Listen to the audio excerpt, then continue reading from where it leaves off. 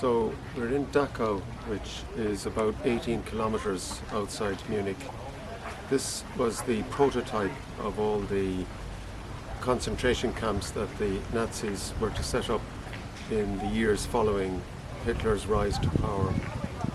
It is very much the pioneer camp where the officers, the SS officers and others, were trained in methods of torture and death. Three things stand out in Dachau. The first is the scale and the depth of evil. Very hard to grasp, very hard to cope with. Only a visit here could begin to unravel some of the horrors that met those who came here.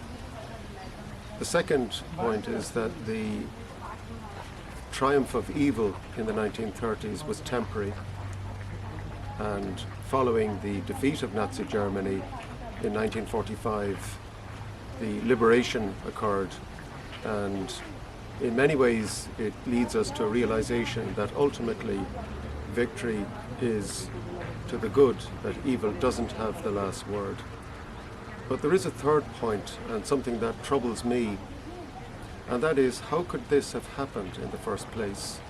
And could it be happening today in our world, even perhaps in our country, here in Ireland, back home in Ireland?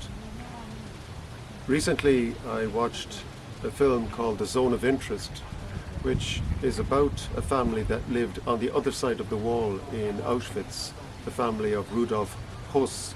Rudolf Höss was actually trained here in Dachau, but he was commander over in charge of Auschwitz for some time during World War II.